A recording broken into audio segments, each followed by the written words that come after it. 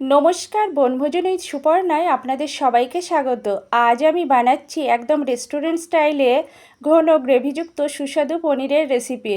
নরম পনির আর মশলাদার রিচ গ্রেভির এই পদটি ভাত, পোলাও, রুটি, পরোটা বা নানের সঙ্গে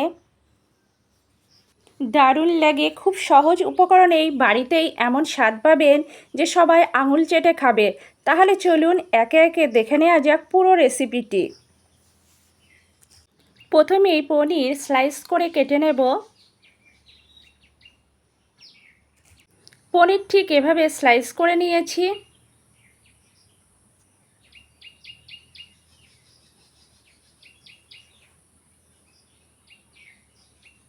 মশলার জন্য কাঁচা পাকা লঙ্কা নিয়েছি, ধনে, জিরে, আদা, রসুন একটা মিহি পেস্ট তৈরি করে নেব।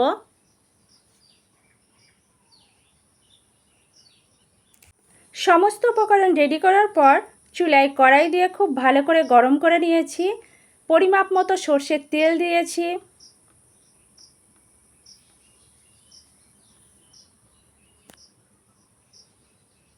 সর্ষের তেলে খুব সামান্য হলুদ দিয়েছি যাতে তেল না ছিটকোয়। কিছুক্ষণ নাড়াচাড়া করার পর সর্ষের তেল খুব ভালোভাবে গরম হলে স্লাইস করে রাখা পনির দিয়েছি। এক পিঠ ভাজা হলে অন্য পিঠ উল্টে দিয়েছি। পনির হালকাভাবে ভেজে নিয়েছি। পনির ভাজা কমপ্লিট, তুলে রাখবো।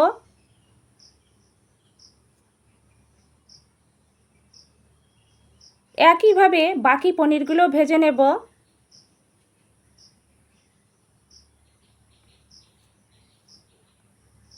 বেশ হালকা লালচে রং ধরেছে। বাকি পনিরগুলো একইভাবে ভেজে তুলে রাখার পর ওই তেলেই শুকনো লঙ্কা, তেজপাতা, দারুচিনি, এলাচ, লবঙ্গ, গোটা জিরে দিয়েছি। বেশ কিছুক্ষণ নাড়াচাড়া করে ভেজে নেব। খুব সুন্দর একটা ফ্লেভার বেরিয়েছে। ঠিক এই পর্যায়ে কুচনো পেঁয়াজ দিয়েছি। নাড়াচাড়া করে হালকা গোল্ডেন ব্রাউন করে পেঁয়াজ ভেজে নেব। পেঁয়াজের কালার চেঞ্জ হচ্ছে, আরও কিছুক্ষণ নাড়াচাড়া করে ভেজে নেব।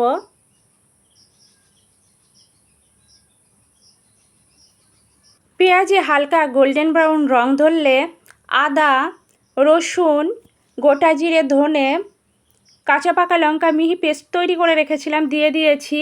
নাড়াচাড়া করে বেশ কিছুক্ষণ কষে নেব যাতে মশলার একটুও কাঁচা গন্ধ না থাকে। একদম মিডিয়াম ফ্লেমে মশলা কষাতে হবে যাতে মশলা পুড়ে না যায়।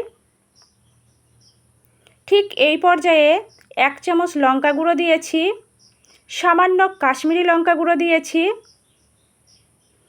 আরও কিছুক্ষণ নাড়াচাড়া করে মশলা কষে নেব। মশলা কষানো প্রায় শেষের দিকে। ঠিক এই পর্যায়ে ফেটিয়ে রাখা টক দই দিয়েছি। আরও কিছুক্ষণ নাড়াচাড়া করে মশলা কষে নেব।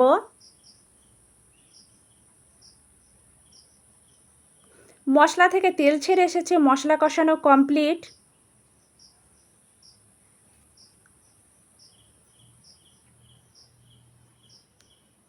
ঠিক এই পর্যায়ে ভেজে রাখা পনির দিয়েছি। নাড়াচাড়া করে মশলার সঙ্গে বেশ কিছুক্ষণ কষে নেব।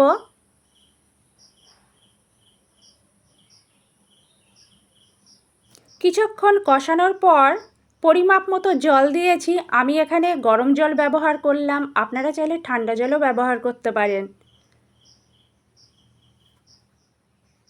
নাড়াচাড়া করে দিয়েছি।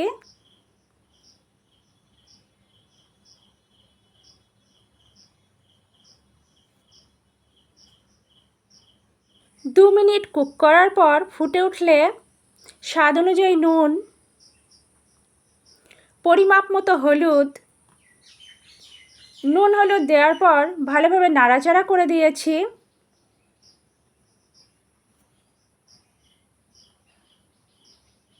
2 থেকে 3 মিনিটের জন্য ঢাকা চাপা দিয়ে কুক করে নেব।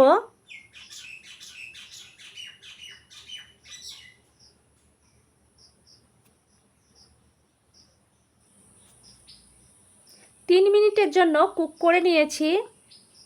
রেসিপিটা প্রায় শেষের দিকে, নাড়াচাড়া করে দিয়েছি।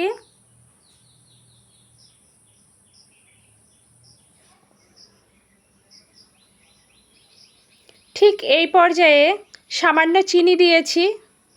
চিনি দেওয়ার পর ভালোভাবে নাড়াচাড়া করে দিয়েছি।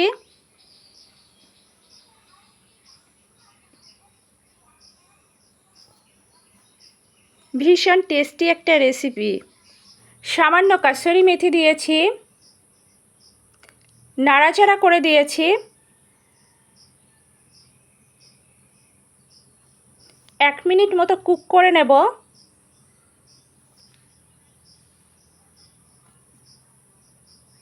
পনিরের এই রেসিপিটা হবে একদম ঘন গ্রেভিযুক্ত।